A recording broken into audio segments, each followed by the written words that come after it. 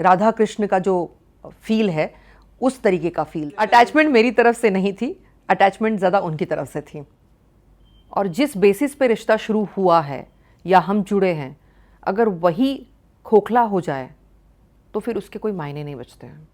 जिस इंसान को मैंने अपने हिसाब से अपने जीवन से बाहर निकाला है, उस इंसान के फिर उसके बाद में किसी से भी जुड़े, उससे मुझे क्या मतलब है? कोई मतलब नहीं। मेरी इमेज को धक्का ना पहुंचाएं, ना ही उनके करंट रिलेशनशिप्स में कोई प्रॉब्लम करे, क्योंकि मेरे लिए मायने रखता है हर एक का रिश्ता और उनकी बॉन्डिंग। मैं कभी उनको धूमिल करके अपना वजूद कहीं नहीं बनाना चाहती हूँ। कुछ चीज़ें बदल गई और कुछ चीज़ें जो बदल गई वो मुझे मंजूर नहीं थी, और मैंने डिसाइड किया कि मुझे इस रिश्ते में अब नहीं रहना है। ये मेरा फिल्मी दुनिया बड़ी चमकदार होती है। जिस बंदे ने जो देखा नहीं है उसको वो जब दिखने लग जाता है तो चकाचौंध में कई गलत डिसीजंस करने लग जाता है। और मुझे लगा कि वो डिसीजंस उनके लिए भी सही नहीं है और मेरा उससे जुड़ना भी सही नहीं है। जब इंसान जुड़ा था तो जो बेसिस पे जुड़ा था, उनकी एक मेरे मन में जो मेरे लिए छवि मैंने बनाई थी, उस छवि को मैंने कहीं थोड़ा सा धूमिल होते हुए देखा और मुझे वो सहज नहीं लगा कि उस तरीके के रिलेशनशिप में मैं अपने आप को रखूं। तो मैं सभी लोगों के प्यार के लिए और सभी लोगों के सम्मान के लिए मैं उस रिश्ते से हट गई, ये आप कह सकते हैं। मैं दुख नहीं कहूँगी। देखिए, अगर आपने राज कपूर जी की वो फिल्म देखी होगी मेरा नाम जोकर, तो उस फिल्म से आपको बड़ी सीख मिलेगी। आपके जीवन में हर एक का एक समय होता है और उस समय तक वो चीज़ें अच्छी लगती हैं। जब चीज़ें धूमिल हो या उसमें कोई परेशानियां आने लगे तो मुझे लगता है कि उस रिश्ते का वहाँ एक सुखद अंत होना बहुत ज़रूरी है। कई सारी परेशानियां रही है, कई कहने जैसी हैं और कहीं नहीं कहने जैसी है, लेकिन दो इंसान के बीच में मनमुटाव सिद्धांतों को लेके जब होता है तब मुझे लगता है कि उनका उस जर्नी का एंड होना बहुत ज़रूरी है। और उसी लिए मैंने डिसाइड किया कि अगर दो लोगों के विचार नहीं मिल रहे हो तो ये बेटर है कि आप उस जर्नी को वहीं एंड करें। और ये मेरा डिसीजन रहा है कि मैं उस जर्नी को एंड करूँगी। हाँ, बिल्कुल धक्का लगा और मुझे इस बात का बड़ा खेद है कि मैं अपने ऑडियंस से इस वजह से वंचित रही, क्योंकि ये मेरी पर्सनल डिसीजन रही। और अच्छी फिल्में उन आर्टिस्ट को मिलती है जो थोड़ी बहुत मैनिपुलेशंस में बिलीव करते हैं, और मैंने उस मैनिपुलेशंस में कभी बिलीव नहीं किया। देखिए, आप किसी के साथ में काम करते हैं तो अटैचमेंट तो होना ही है। उसमें बहुत बार ये भी होता है कि हम जब एक तरफा जंग लड़ते हैं तो दूसरे कई लोग आपके कंपटीशन में खड़े हो जाते हैं, और हमारे साथ में भी ऐसा हुआ था कि कई लोग हमारे अगेंस्ट में खड़े हो गए थे कैंपिंग करके कि इन दोनों की मूवी चलाई न दी जाए। लेकिन लोगों का जो प्यार है वो इतना डिफरेंट लेवल का प्यार था कि उस प्यार को वो कोई भी मिटा नहीं पाया। और ये हमारी डिसीजंस थे कि हम कितनी मूवीज़ साथ में करें या कितनी ना करें। तो हमने उसको बखूबी अच्छी मूवीज़ जितनी भी हमारे श्रेय में आ सकती थी, हमने उसको परफॉर्मेंस ओरिएंटेड मूवीज़ में हमने साथ में काम किया। और वो एक अलग व्यक्तित्व है और वो ऑलरेडी शादीशुदा है। तो मैं बहुत इस बात को लेके क्लियर थी कि हमारा रिश्ता जो है वो एक ऐसा बॉन्ड है कि हम एक दूसरे के लिए जहाँ पर ज़रूरत है वहाँ पे खड़े रहें, लेकिन हम उस पवित्र रिश्ते को कभी धूमिल नहीं किए। तो इसको मतलब एक सेक्रेड लेवल पे देखा जाए तो हमने उसको बड़े प्यार से इस रिश्ते को निभाया। हमने एक दूसरे के परिवार को बहुत साथ देके हम आगे बढ़े। डिसीजन मेरा इसलिए था क्योंकि कई लोगों की कुछ धारणाएं बन जाती है और मैं वो धारणाओं से अपने आप को बहुत अलग रखना चाहती हूँ। मेरा अपना एक व्यक्तित्व है, मेरा अपना एक परिवार है। मैं कहीं नहीं चाहती हूँ कि मेरे परिवार पर इस पर्टिकुलर रिलेशनशिप की कोई भी आँच आए। नहीं, अटैचमेंट मेरी तरफ से नहीं थी, अटैचमेंट ज़्यादा उनकी तरफ से थी, क्योंकि निरवा रिक्शा वाला से वो अटैचमेंट उनकी तरफ से थी और वो उन्हीं की तरफ से शुरू हुई थी। कई सारी चीज़ें उनकी तरफ से जब हुई तो एक साथ देने के हिसाब से मैंने उनको ये कहा था कि हम लोग साथ में मूवीज़ करें, और जितने ये अपोजिशन में लोग खड़े हैं उनके मुंह पे सबसे बड़ा तमाचा यही होगा कि हम साथ में फिल्में करें और अच्छी फिल्में करें। तो मैं आपको साथ इसलिए दे रही हूँ क्योंकि हम मूवीज़ में साथ दिखने चाहिए, लोग हमें पसंद करते हैं। तो मेरा इंटरेस्ट नहीं था शुरुआती दौर में, उनका इंटरेस्ट था, और मुझे लगता है पूरी इंडस्ट्री जानते हैं कि वो एक राधा कृष्ण का जो फील है उस तरीके का फील था। उसमें ऑफ कोर्स वो रिस्पेक्ट हम रख के चलते हैं। कई चीज़ें हैं जो मन को दुखी करती है या सुखी करती है, तो उसमें हर एक इंसान में वो इमोशनल जर्नी आती ही है और होती ही है। लेकिन इसका मतलब ये नहीं कि हम अपने आज को भूलें या अपने सामाजिक दायरों को भूलें। मैं उनको बहुत रिस्पेक्टफुली ही ट्रीट करती हूँ आज भी, और मुझे उनके अगेंस्ट में ऐसी कोई बात करके मुझे अपने आप को नहीं गिराना, मैं वो नहीं करूँगी। हम आपको पति पत्नी करके आप लोगों की शादी हो गई ये अनाउंस करके उस शो को शुरुआत करेंगे, ताकि एक अलग न्यूज़ क्रिएट हो। और बड़ी टेम्पररी सी न्यूज़ है, लेकिन वो आप लोगों की परमिशन के साथ करना चाहते हैं।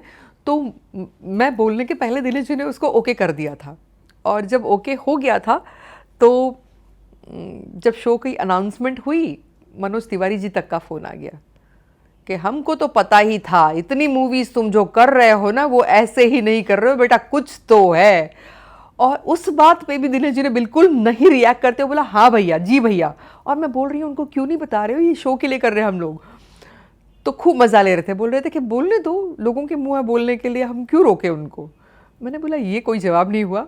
एनीवेज, तो जब वो शो आया तो वो शो के दौरान इतना ज़्यादा उसका कंट्रोवर्सी बन चुका था, जबकि दिनेश जी के फैमिली के साथ में मेरे काफ़ी अच्छे संबंध रहे हैं, उनकी वाइफ के साथ में मेरे अच्छे संबंध रहे, उनकी माताजी के साथ में मेरे बहुत अच्छे संबंध रहे, वो मुझे बेटी मानते हैं। तो हमारा एक पारिवारिक रिश्ता ज़रूर रहा है, लेकिन वो फिल्म करियर को लेके मैंने उन रिश्तों को कभी साइड लाइन नहीं किया, ना ही होने दिया, क्योंकि मैं हर एक व्यक्ति का रिस्पेक्ट करती हूँ। मेरे लिए उनकी वाइफ का एक बहुत अलग रिस्पेक्ट और महत्व है। वो हाउसवाइफ है, वो घर संभाल रही हैं, तो मैं ऐसी हर लेडी को बहुत रिस्पेक्ट करती हूँ और सल्यूट करती हूँ। देखिए, रिश्ते जब बनते हैं तो बड़े मीठे और प्योर भावना से बनते हैं, और हमारा रिश्ता बड़ा प्योर रहा है।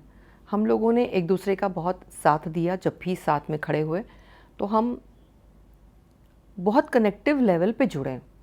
लेकिन कुछ चीज़ें ऐसे मेरे सामने आ गई जिससे मुझे लगा कि मुझे इस रिश्ते को अलविदा कहना चाहिए, और वो दोनों के भले के लिए ही था। और इसीलिए मेरा डिसीजन वैसा रहा कि इस रिश्ते को आगे और ना बढ़ाया जाए। उसमें उनके लिए भी प्रेम था, और मुझे मेरे परिवार की एक छवि भी जो थी उसको नहीं गिराना था। तो लोगों ने हमको सर आँखों पे रखा, लेकिन कई ऐसे मुद्दे हैं जो मुझे पर्सनली ठीक नहीं लगे, जिन पे मैं अभी बात नहीं करना चाहूँगी। लेकिन कई ऐसे मुद्दे रहे हैं जिससे मैं थोड़ा सा दुखी रही। इन मूवीज़ से लोगों ने मुझसे बहुत डीपली कनेक्ट किया। निरावा रिक्शावाला सालों चली और थिएटर्स में लगी रही, लोगों ने बहुत प्यार दिया। कई लोगों ने उसे गिराने के लिए भी बड़ा प्रयास किया, लेकिन सिर्फ और सिर्फ मेरी जनता जनार्दन जो है, मेरी ऑडियंस जो है, उन्होंने इस मूवी को इतना प्यार दिया कि हम लोग जेन्युइनली स्टार्स बन गए। और उसके बाद में फिर वो सफ़र इतना कंटिन्यूसली चलता रहा कि वक्त ही नहीं मिला, समय ही नहीं मिला कि हम सोच पाए कि इसके अलावा क्या। वरना भोजपुरी फिल्मों में काम करना ये मेरी जर्नी थी ही नहीं, मेरा एजेंडा था ही नहीं। मैं कुछ और ही करना चाह रही थी, और एक अलग डाइवर्जन मिल गया, और लोगों का प्यार जो है उसी ने मुझे यहाँ इस इंडस्ट्री में रोक के रखा। वो दर्द हमेशा रहेगा। इंसान को कई चीज़ों का, जब क्या कहेंगे सर, व्यसन कहेंगे या कई चीज़ों का शौक़, वो भारी पड़ जाता है। और मुझे लगता है कि मुझे उन चीज़ों में ज़्यादा न जाते हुए सिर्फ इतना कहना चाहिए कि मुझे कई चीज़ें नहीं पसंद थी, और वो चीज़ें मुझे लगी कि हो रही हैं, तो मैंने उनको पूर्ण विराम देना ही सही समझा। मैंने अपने जीवन को एक दायरे पे रखा था कि मैं एक ऐसे इंसान से जुड़ना चाहती हूँ जो लाइफ की हर चीज़ों को वैल्यू करके चले, तवज्जो दे। और जिस बेसिस पे रिश्ता शुरू हुआ है या हम जुड़े हैं, अगर वही खोखला हो जाए तो फिर उसके कोई मायने नहीं बचते हैं। मुझे लगता है कई चीज़ें जो है ना वो अपने साथ हमेशा के लिए रहती है और वही रहें तो ज़्यादा बेहतर है। वो कौन थी या था, ये इस पे मैं चर्चा ना ही करूं, ज़्यादा बेटर है, ये कंट्रोवर्शियल क्वेश्चंस हो जाएंगे। लेकिन कुछ चीज़ें बदल गई और कुछ चीज़ें जो बदल गई वो मुझे मंजूर नहीं थी और मैंने डिसाइड किया कि मुझे इस रिश्ते में अब नहीं रहना है। ये मेरा डिसीजन था। काम करने को लेके मैं कोई एक प्रण लेके बैठी हूँ कि मैं उनके साथ में काम नहीं करूँगी, लेकिन कोई अच्छी ऑफर्स जो मुझे लगता है कि उस मेरी इमेज को धक्का ना पहुंचाएं, ना ही उनके करंट रिलेशनशिप्स में कोई प्रॉब्लम करे, क्योंकि मेरे लिए मायने रखता है हर एक का रिश्ता और उनकी बॉन्डिंग। मैं कभी उनको धूमिल करके अपना वजूद कहीं नहीं बनाना चाहती हूँ। मैं करंट रिलेशनशिप में जहाँ भी वो हैं वो बहुत अच्छे और खुश हैं और मैं उस चीज़ से बहुत अलगाव अपना पहले ही कर चुकी हूँ। इसका उससे कोई लेना देना नहीं। बिल्कुल नहीं। क्यों? जिस इंसान को मैंने अपने हिसाब से अपने जीवन से बाहर निकाला है, उस इंसान के फिर उसके बाद में किसी से भी जुड़े, उससे मुझे क्या मतलब है? कोई मतलब नहीं है। मेरा जो उनके साथ में एक नाता था, उस नाते का जो बेसिस था, जब वही धूमिल हो गया, जिस वजह से मैं जुड़ी थी, जब उसी को धूमिल कर दिया, तो फिर उसके बाद में उस पर मैं सोचूं कि ओ वो कहाँ जाके किससे बात करें या क्या करें, इससे मुझे कोई मायने नहीं बचते हैं। कोई मतलब रिलेशन मेरा नहीं बचता है। उसके बाद में उनके जीवन में वो जो करें वो अपने हिसाब से करें, खुश रहें। लेकिन मैं नहीं चाहती हूँ कि मैं कोई भी काम अपना किसी भी लेवल पे कॉम्प्रोमाइजिंग स्टेट में करूँ। नहीं करूँगी। मुझे वो अपने टैलेंट पे मिल रहा है तभी करूँगी। तो हमारे इंडस्ट्री में है ऐसे बहुत सारे अंग जो चाहते हैं कि हाँ आप आएंगे तो आपको उसके बदले में ये करना होगा या आपको उसके बदले में ये करना होगा, और हम उसके लिए तैयार नहीं हैं, इसलिए हम मूवीज़ नहीं करते हैं। मुझे मेरे टैलेंट पे काम मिलेगा, मैं करूँगी। अच्छे बैनर से काम आएगा, मैं करूँगी। मैं कोई काम ऐसा नहीं करना चाहती हूँ कि मुझे उसके लिए इसके साथ में अपना रिश्ता बनाना पड़ेगा या उसके साथ में रिश्ता बनाना पड़ेगा। मैं उस चीज़ के लिए तैयार नहीं हूँ। कॉम्प्रोमाइज़ कितना कौन कैसे करता है, ये ज़रूरी नहीं है कि फिज़िकली या मेंटली लेवल्स को हम गिने, लेकिन कॉम्प्रोमाइजिंग स्टेट हर कोई चाहता है कि इसके बदले में हमको क्या, मतलब रेस चल रही होती है सबकी, और इस रेस का पार्ट हम नहीं बनेंगे। हमको मंजूर है काम ना करें, क्योंकि टैलेंटेड लोगों को अगर कॉम्प्रोमाइजिंग स्टेट पे काम करना पड़ेगा तो वो इंडस्ट्री में नहीं रह पाएंगे। जब किसी का मन मुटाव किसी से होता है तो हमारी इंडस्ट्री का ये रिवाज रहा है कि आओ फेसबुक लाइव पे और सब बोल दो। तो यहाँ पे ये सबसे बड़ा ख़राब चीज़ मुझे लगता है कि हर चीज़ के लिए आप फेसबुक लाइव जाते हैं और उसका तमाशा ही बनता है फाइनली। तो इससे इंडस्ट्री को घात होता है। इंडस्ट्री को कहीं ना कहीं, हमारी इंडस्ट्री को उतना तवज्जो दूसरी इंडस्ट्रीज़ के मुकाबले मिल नहीं पाता। इसका सबसे बड़ा रीज़न यही है कि हम अपने स्टेटस को इतना पब्लिक कर देते हैं, अपने पर्सनल मुद्दों को इतना पब्लिक कर देते हैं, लोगों को लगता है कि negative publicity is in and negative publicity से हम नाम कमाएं और इसी से हम टीआरपी बटोरेंगे। यही बात बोल के हम उन चीज़ों को सामने लाते हैं। लेकिन अगर दूसरे दायरे से देखा जाए तो इन चीज़ों को आप उजागर करके कहीं ना कहीं आप अपनी आत्मीयता को भी ख़त्म कर रहे हैं, आप अपने डेकोरम को भी ख़त्म कर रहे हैं और अपना ग्रेस ही नहीं बचा रहे हो।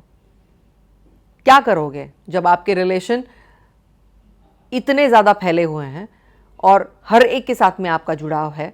क्या करोगे जब आपके लिए लोग दूसरी इंडस्ट्री में भी वही चीज़ों को लेके अप्रोच करेंगे? तो आपका कैरेक्टर बचा कहाँ फिर?